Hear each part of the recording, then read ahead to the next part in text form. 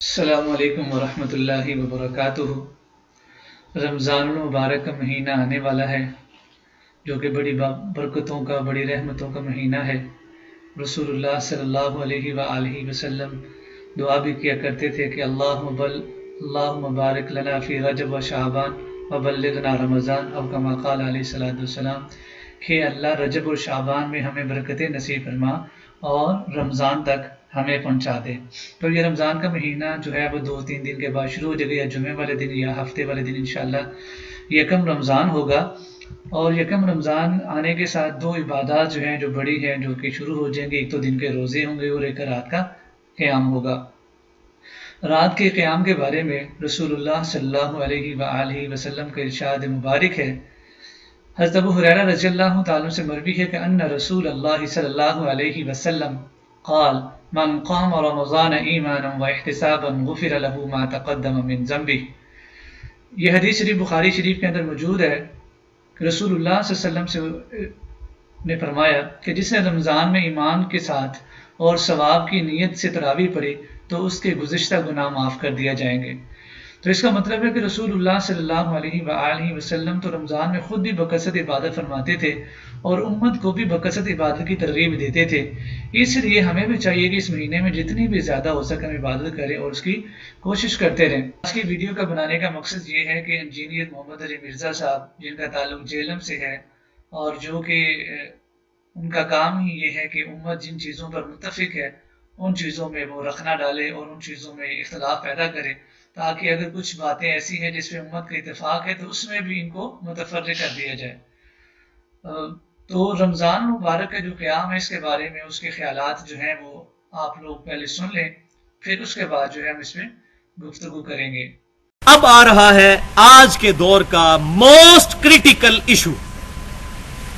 और वह है क़यामुल लैल, जिसको उर्फ़ आम में तरावी कहा जाता है। जैसे लैलतुल क़द्र को शब कदर कहा जाता है, क़यामुल लैल का मसला नमाज तरावी भी कहा जाता है। तो बदकिस्मती से क़यामुल लैल का जो इशू है, मैं ये लफ्ज बार बार इस्तेमाल करूंगा ताकि ये तरावी वाला लफ्ज पीछे जाए। इसने ज्यादा एम्बिग्विटी क्रिएट की है जी। वो तरावी तरवीहा से निकला है, वो इतने नहीं होते तो उतने होते हैं, तो फिर प्लस माइनस लगा के रिजल्ट निकालते हैं। मैं चैलेंज करता हूं दुनिया की किसी हदीस की किताब में नबी सल्लल्लाहु अलैहि वसल्लम से या सहाबा इकराम अलैहिम रिदवान से तरावी का लफ्ज साबित करें। इस लफ्ज से में कोई चिढ़ नहीं है, मुहद्दिसीन ने इस्तेमाल किया, जायज है,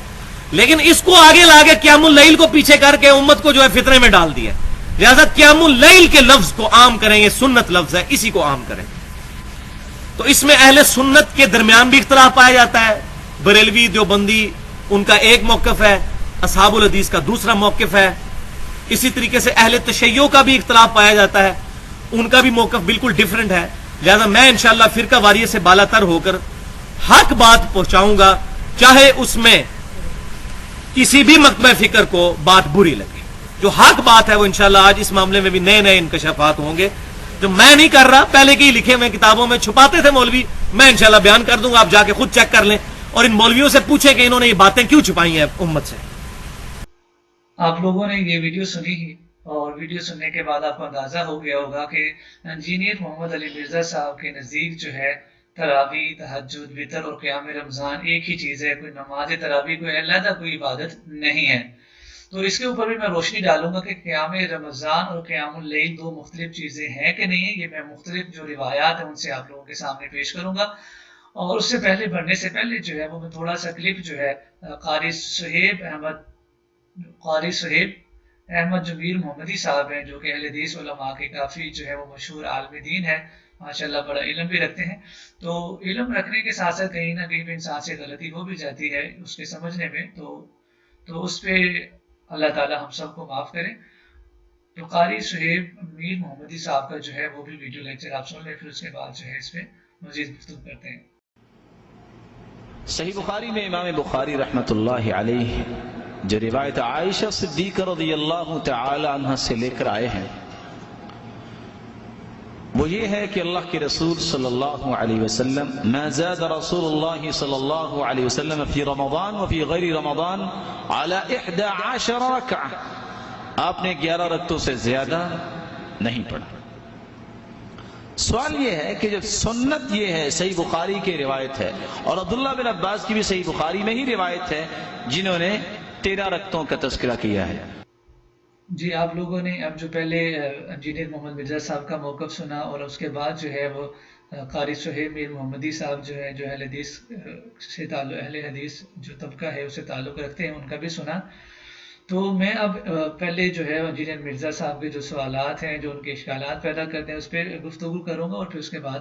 قاری صاحب کی جو بات ہے کہ تراویح 8 ہیں یا 20 ہیں، اس پہ بھی گفتگو کرتا ہوں۔ تو سب سے پہلے تو ہم دیکھتے ہیں کہ جو تراویح کی نماز ہے، یا جو قیام رمضان ہے اور قیام اللیل جسے تہجد کہتے ہیں، کیا ایک چیز ہے یا دو مختلف عبادات کا نام ہے؟ تو سب سے پہلے میں آپ کو سن ابن ماجہ میں سے ایک حدیث شریف سناتا ہوں کہ جو کہ باب ماجہ فی قیام شہر رمضان میں سے ہے، کہ رسول اللہ صلی اللہ علیہ وسلم فرماتے ہیں کہ شہر کتب اللہ علیکم صیامہ، کہ یہ مہینہ جو ہے، اس کے مہینے میں، جو رمضان کے مہینے میں، کتب اللہ علیکم صیامہ، اللہ تعالیٰ نے تم لوگوں پر روزے فرض فرمائے ہیں، وَسَنَنْتُ لَكُمْ قِيَامَهُ، اور میں نے تمہارے لیے اس کا جو قیام ہے، یعنی جو قیام رمضان کہہ لیں یا تراویح کہہ لیں، تمہارے لیے سنت قرار دیا ہے۔ تو اگر ہم اس حدیث کے اوپر غور کریں تو یہ حدیث ہمیں واضح کر دیتی ہے کہ جو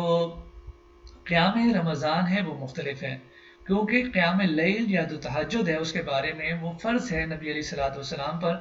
اور وہ فرض ہے رسول اللہ کے لیے، اور ہمارے لیے وہ نفلی عبادت ہے، اور اس کے لیے اللہ تعالیٰ نے قرآن مجید میں آیت نازل کی، اعوذ باللہ من الشیطان الرجیم وَمِنَ اللَّيْلِ فَتَہَجَّدْ بِهِ نَافِلَةً لَكَ،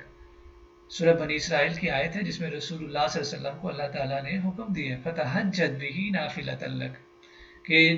کہ تہجد کی نماز پڑھیں جو کہ آپ کے لیے نفل ہوگی۔ تو اب یہ دیکھیں کہ اگر یہ دونوں چیزیں ایک ہوتی تو رسول اللہ صلی اللہ علیہ وسلم نے فرمایا کہ وَسَنَنْتُ لَكُمْ قِيَامَهُ، کہ میں نے سنت قرار دیا ہے، تو ان دونوں کے لیے علیحدہ حکم نہ آتا، اگر ایک ہی نماز ہوتی تو اس کا حکم بھی ایک ہوتا۔ جو تہجد کی نماز ہے اس کا حکم قرآن کے ذریعے سے آیا ہے، اور جو تراویح کا جو حکم ہے یا تراویح کا جو سنت قرار دینا ہے وہ رسول اللہ صلی اللہ علیہ وسلم نے خود اپنی طرف منسوب کیا کہ یہ میں تمہارے لیے سنت بنا رہا ہوں، اور اس کو کئی لوگ جو ہے وہ ایک عام نفلی نماز سمجھتے ہیں اور اس کو چھوڑ دینا بھی سمجھتے ہیں۔ یہی انجینئر مرزا صاحب کا یہ تو پرانا کلپ ہے، اس میں تو وہ پھر بھی قیام رمضان کی تعریف کر رہے ہیں، قیام رمضان کو صحیح بھی ثابت کر رہے ہیں، اور قیام رمضان کی عبادت کو 8 تراویح چلے مان تو رہے ہیں نا۔ اب تو وہ کیا کہہ رہے ہیں، آج جو میں نے پچھلا لیکچر ہے اگر آپ لوگوں نے نہیں سنا تو اس کو دوبارہ سنیں، اس کے اندر وہ کہتے ہیں کہ بھائی قیام رمضان کی عبادت ہے ہی نہیں ہے، اس کی فضیلت ہی نہیں ہے۔ یعنی وہ بندہ ہے انجینئر مرزا جو کہ اپنے ہی پرانی جو اس کی تقریریں ہیں اسے اب جو ہے منہ موڑ رہا ہے، اور اس کو ماننے سے انکاری ہے۔ یعنی یہ جو میں نے آج کلپ سنایا یہ پرانا ہے، 4-5 سال ہو گئے شاید پرانا، اس میں تو وہ پھر بھی یعنی تراویح کی نماز کو تسلیم بھی کر رہا ہے، اور اس کے اندر جو ہے وہ 8 رکعتیں بھی مان ہے۔ اب تو وہ کہتا ہے کہ نہیں یہ تو ایک ڈرامے بازی ہے، ان لوگوں نے بنائی ہے اپنے بزنس کے لیے، قیام اللیل یعنی تراویح شروع کی ہیں، بزنس میں مدرسے بنتے ہیں، مدرسوں میں چندے آتے، تو ایک اکانومی بلڈ کی ہوئی لوگوں نے، اس لیے تراویح کی نمازیں، ورنہ یہ تراویح کی نمازیں پڑھے نا۔ تو بات یہ ہو رہی تھی کہ یہ جو سنت موقدہ ہے، سنت موقدہ اس لیے ہے کہ یہ تاکیدن ہے، رسول اللہ صلی اللہ علیہ وسلم نے خود فرمایا کہ وَسَنَنْتُ لَهُ قِيَامَهُ، کہ سَنَنْتُ لَكُمْ قِيَامَهُ، کہ میں نے تمہارے لیے اس کے قیام کو سنت قرار دیا گیا ہے۔ یہ تراویح تو سنت ہو گئی اس لحاظ سے۔ اب باجماعت سنت کس کی ہے؟ تو حضرت ارباز بن ساریہ رضی اللہ تعالیٰ عنہ رسول اللہ صلی اللہ علیہ وسلم کے ارشاد نقل کرتے ہیں، جو کہ سنن نبی داؤد کے اندر جو بافی لزوم السنہ کے اندر ہے، کہ فعلیکم بسنتی وسنت الخلفاء المہدیین الراشدین تمسکوا بها وعزوا علیہا بالنواجذ، کہ تم میری سنت کو، ان ہدایت یافتہ خلفاء راشدین کی سنت کو اپنے اوپر لازم پکڑو اور اسے مضبوطی سے تھام لو۔ تاریخ بھی جانتی ہے، سیاہ ستہ کے اندر ساری حدیث کی کتابوں میں لکھا ہوا ہے کہ حضرت عمر رضی اللہ تعالیٰ عنہ کے زمانے کے اندر جو ہے تراویح کو باجماعت ادا کرنا شروع کیا گیا۔ تو جیسے میں نے یہ حدیث سنائی کہ اس میں واضح رسول اللہ نے فرمایا کہ جو خلفاء راشدین ہیں، جو ہدایت یافتہ ہیں، تو پوری امت کا اتفاق ہے کہ حضرت ابوبکر صدیق رضی اللہ تعالیٰ عنہ، حضرت عمر فاروق رضی اللہ تعالیٰ عنہ، عثمان غنی، علی المرتضیٰ، حضرت حسن رضی اللہ تعالیٰ عنہ، ان کی جو خلافت راشدہ میں آتی ہے، تو اس کے اندر جو نئے عمل شروع ہوئے ہیں وہ ہم پہ لازمی سنت ہے۔ جیسے عثمان غنی کے دور میں جمعے کی پہلے اذان اب آج ہو رہی ہے،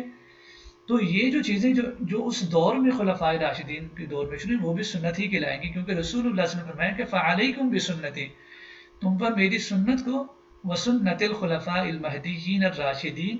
خلفائے راشدین مہدیین کی سنت لازم ہے، تمسکوا بہا، اور اس کو لازمی پکڑ لو۔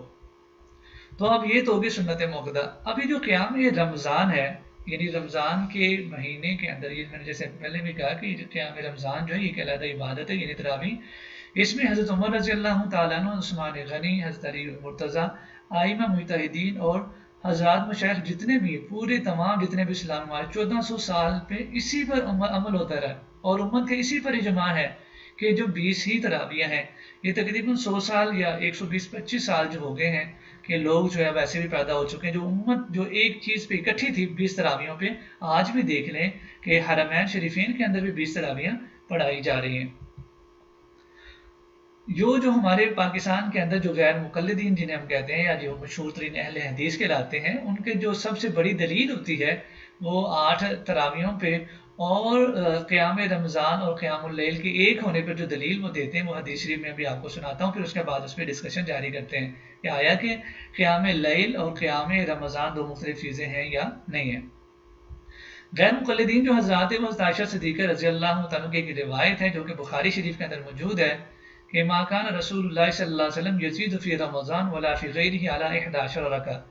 کہ کسی نے عائشہ صدیقہ سے پوچھا کہ جو ہے نا وہ نماز جو ہے رسول صلی اللہ علیہ وسلم قیام اللیل کیسے کرتے تھے رات کو، تو آپ فرماتی ہیں کہ رمضان اور غیر رمضان میں وہ 11 رکعتیں پڑھتے تھے، اور نہ پوچھو کہ وہ کتنی خوبصورت ہوتی تھیں، وَطَوْلُهُنَّ ثُمَّ يُصَلِّي أَرْبَعًا فَلَا تَسْأَلْ عَنْ حُسْنِهِنَّ، اور پھر وہ پہلے 4 پڑھتے، پھر اس کے بعد 4 پڑھتے، اور کہتے ہیں کہ آپ اس کا حسن نہ پوچھو کتنی لمبی وہ نمازیں ہوتی تھیں، اور پھر اس کے بعد وہ 3 وتر ادا کرتے تھے۔ تو اس حدیث شریف کے اندر ہماری جو سامنے چیزیں آئی ہیں کہ یہ قیام اللیل کے اندر ہے، پہلے تو بات یہ کہ سب سے پہلے انہوں نے اس کو لے کے آئے ہیں قیام اللیل یعنی تہجد کی نماز میں، اور پھر اسی جو روایت ہے امام بخاری رحمۃ اللہ علیہ اس کو قیام رمضان کے اندر بھی لے کے آئے ہیں۔ پہلے تو یہاں بھی ڈسکس کرتے ہیں کہ قیام جو ہے وہ تہجد کے اندر، اب جب رسول اللہ صلی اللہ علیہ وسلم کی حدیث پچھلی بھی آ گئی، یہ بھی، تو اس میں لفظ ہے کہ رمضان اور غیر رمضان، اس کا مطلب ہے کہ یہ جو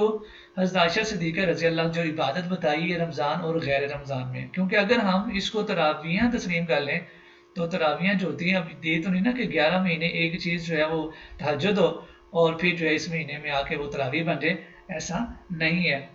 اور دوسری بات اس حدیث کے اندر یہ آئی کہ رسول اللہ صلی اللہ علیہ وسلم 4 رکعتیں پڑھتے تھے۔ اب میرا ان سے یہ سوال ہے کہ آپ جو کہتے ہیں کہ یہ حدیث جو ہے اس کے اندر جو ہے وہ رمضان کا یعنی قیام رمضان کا یا تراویحوں کی بات ہو رہی ہے، تو میرے بھائی آپ 2 کیوں پڑھتے ہیں؟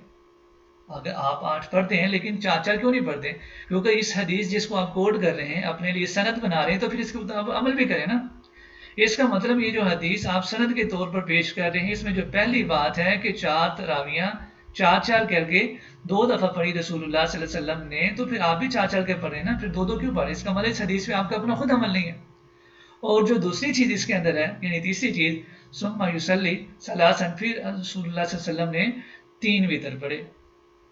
اب یہاں پہ بھی ان لوگوں کا، یہ جو لوگ اس روایت کو پیش کرتے ہیں سند کے طور پر، ان کا عمل اس کے مخالف ہے۔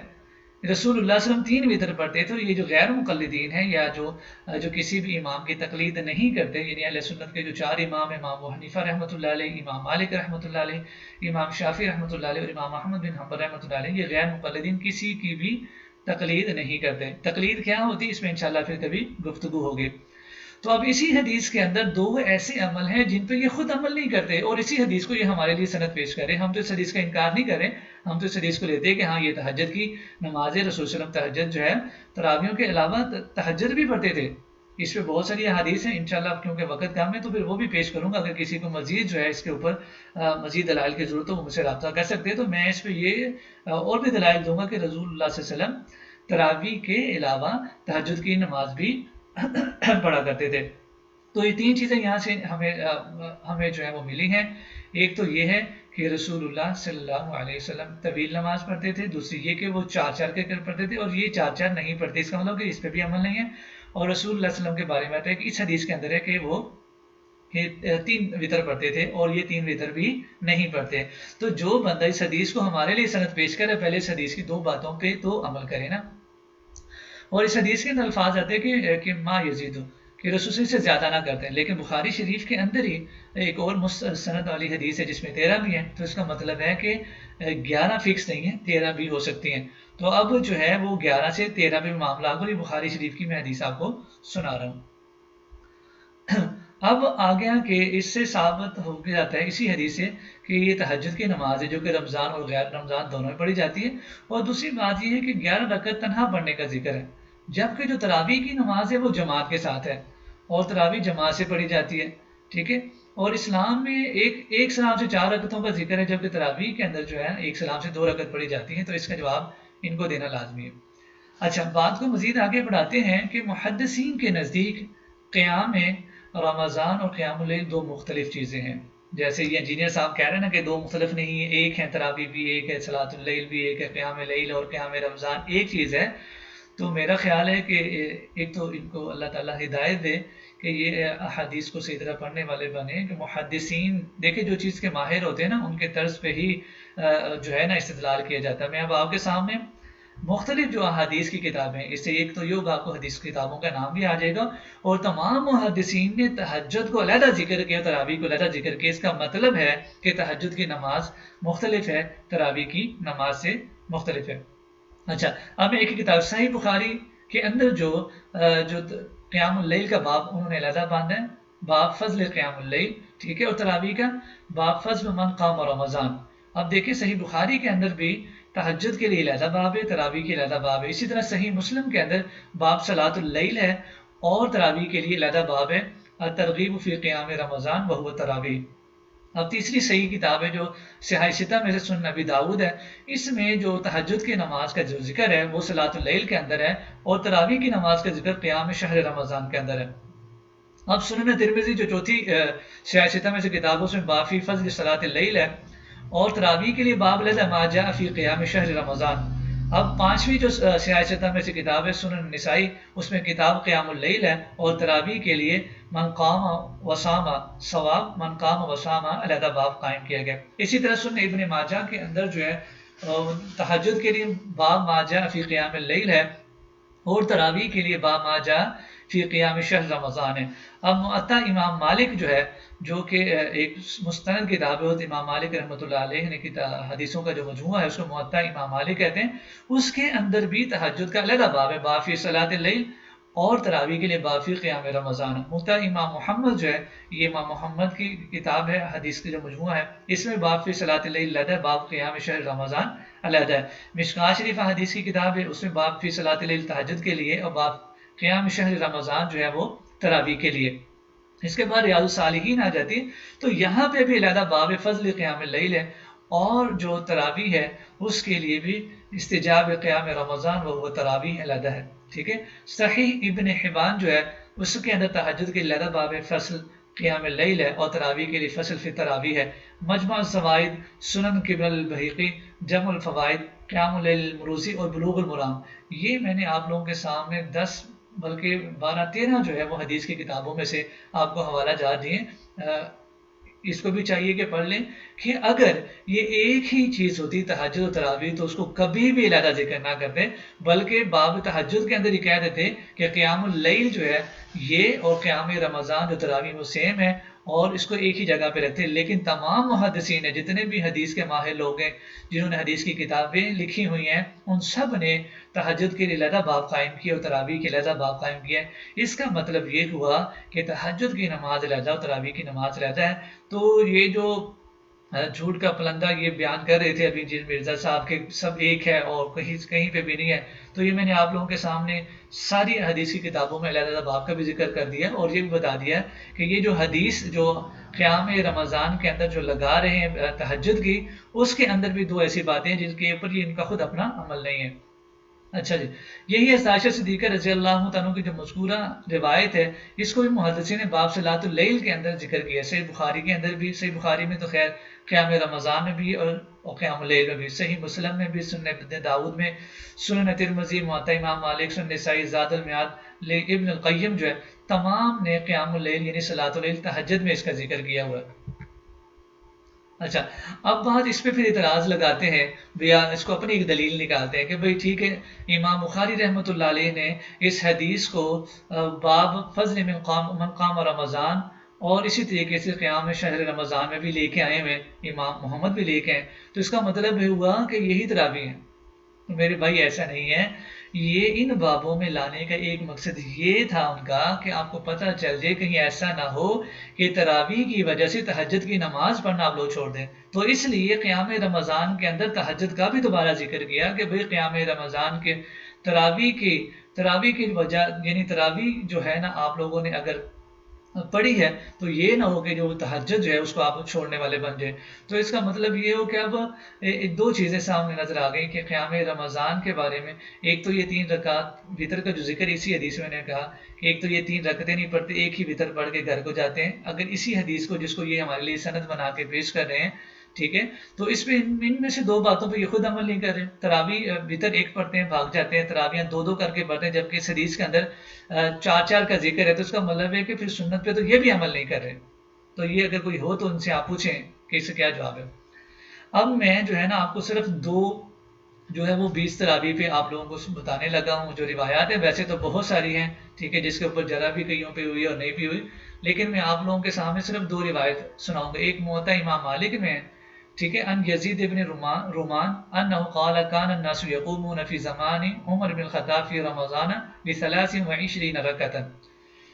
یزید بن رومان کہتے ہیں کہ لوگ صحابہ و تابعین حضرت عمر رضی اللہ تعالیٰ عنہ کے زمانے میں 23 رکعتیں پڑھتے تھے، یعنی 20 تراویح کی اور 3 وتر جماعت کے ساتھ۔ آپ کو پتہ ہے کہ وتر جو ہے اس کے اندر جماعت کے ساتھ ادا کیے جاتے ہیں۔ تو یہ موطا امام مالک ہے۔ اب موطا امام مالک کے اندر اسی حدیث سے اوپر ایک حدیث آتی ہے، اس میں بھی 11 جو رکعتوں کا ذکر ہے۔ اب امام مالک نے یہیں پہ بھی کیا۔ اب دیکھیں یہ کہتے ہیں کہ اس پہ عمل کریں گے اور یہ ضعیف ہے، یہ موضوع ہے، یہ بھی ان کی مرضی ہے، کیونکہ جو ان کے مطلب کی نہ اس کو وہ ضعیف کہہ دیتے ہیں۔ یہ انجینئر صاحب ہو گئے، اس طرح جتنے بھی جو لوگ ہیں جو اپنے، اگر یہی حدیث نعوذ باللہ صحابہ کرام کے شان میں گستاخی ہوتی تو یہ اس کو بھی صحیح کہہ لیتے، جیسے مصنف ابن ابی شیبہ کی تمام روایتیں جو کہ جس کے اوپر لوگ اعتراضات بھی ہیں اور اس کے اوپر جرح ہوئی ہے، ان کو وہ صحیح مانتا ہے، تاریخی روایات کو بھی صحیح مانتا ہے، ٹھیک ہے، یہ انجینئر کا یہ کام ہے، یہ انجینئرنگ لگاتا رہتا ہے۔ تو حضرت یزید بن نعمان کہتے ہیں کہ حضرت عمر رضی اللہ عنہ کے زمانے میں 23 رکعتیں پڑھی جاتی تھی، یعنی 20 تراویح اور 3 وتر ادا کیے جاتے تھے۔ اسی طریقے سے جو ہے مصنف ابن ابی شیبہ کے اندر ہے، ابی بن کعب جو ہے وہ لوگوں کے ساتھ 20 تراویح پڑھاتے تھے مدینہ شریف کے اندر۔ اب میں بتا رہا ہوں کہ مدینہ کے اندر بھی 20 تراویح ہوتی تھی، 20 رکعت ویوتر بثلاث، اور 20 تراویح پڑھاتے تھے اور وتر جو ہے وہ 3 پڑھتے تھے۔ اس حدیث کے اندر بھی وتر 3 ہی ہے۔ ترمذی شریف کی ایک حدیث میں آپ کو سنا رہا ہوں، باب ما جاء فی قیام شہر رمضان، اس کے اندر اس کے تراویحوں کے بعد کا جو ذکر آتا ہے وہاں پہ امام ترمذی کوٹ کر رہے ہیں۔ اب دیکھیں جس امام نے حدیث کی کتاب کو جمع کیا ہے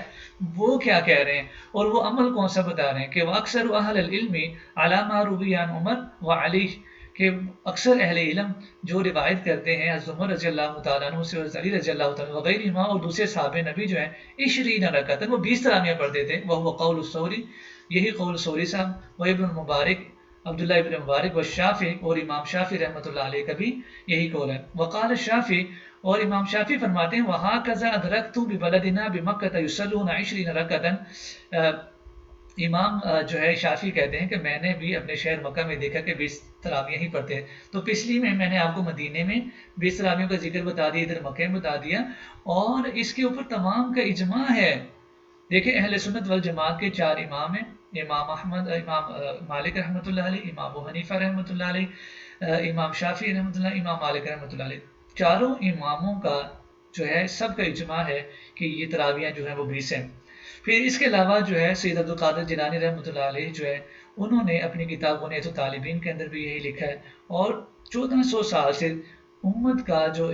امت کے لوگ ہیں وہ سارے 20 کی 20 تراویح پڑھیں۔ پچھلے 100-150 سال سے کچھ لوگ پیدا ہوئے جو 8 تراویحوں کے اوپر زور دے رہے ہیں۔ اس وقت بھی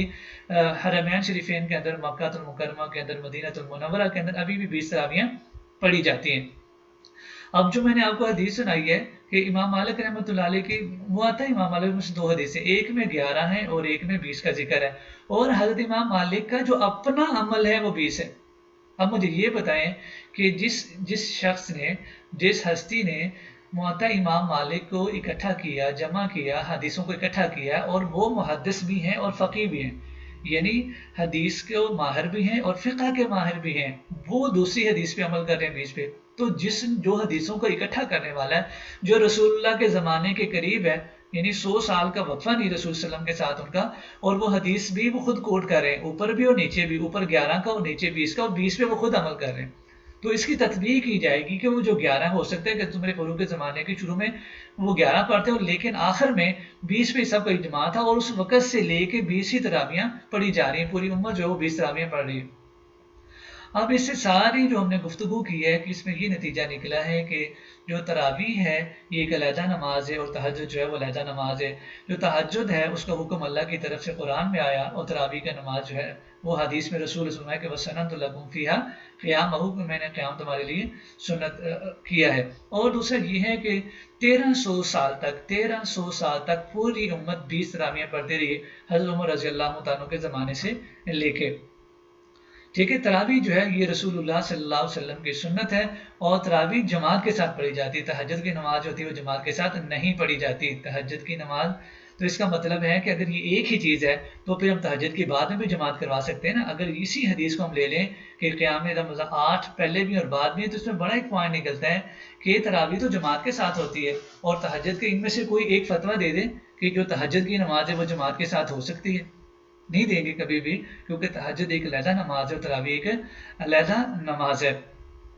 और हमें जो है ज़ुमैर फ़ारूक रज़ी अल्लाह तआला अन्हु के ज़माने में जो बाजमात सब ने शुरू की है, उसके ऊपर हदीस मैंने आपको सुनाई कि रसूलुल्लाह से फरमाया कि मेरी सुन्नत और खुलफ़ाए राशिदीन की सुन्नत पे जो है वो अमल करो और इसको लाज़िम पढ़ लो। ठीक है, और 4 मज़हब जो है, इमाम मालिक यानी अहले सुन्नत के 4 जो बड़े मसलक हैं, जिसके अंदर इमाम अबू हनीफा रहमतुल्लाह अलैह का, इमाम मालिक का, इमाम शाफी का, इमाम सब के सब जो है वो 20 तरावी ही पढ़ते थे, और 20 तरावी को ही सुन्नत मानते रहे हैं, और अभी भी मानते हैं। अभी भी जो इमाम जो हरम है उसके अंदर वो हम्बली मसलक के लोग हैं, और वो तरावियाँ जो कहते हैं वो 20 तरावियाँ ही पढ़ते हैं। जो लोग वहाँ गए उनको पता होगा, और नहीं तो जाके वहाँ पढ़ सकते हैं। ठीक है, और जो 8 तरावियों वाली जो रवायात हैं वो जो है उसके ऊपर किसी का भी अमल नहीं है। जिन मुहद्दिसीन ने इनको इकट्ठा किया, कम अज़ कम वो तो इसको 20 तरावियाँ, मतलब वो 8 तरावियाँ पढ़ते होते हैं ना। जैसे मैंने इमाम मालिक रहमतुल्लाह बताया कि उनकी अपनी किताब है हदीस की, मुअत्ता इमाम मालिक अपनी किताब है, और उस किताब के अंदर ऊपर 11 भी जिक्र, नीचे 20, वो 20 वरी पे अमल कर रहे हैं। क्यों?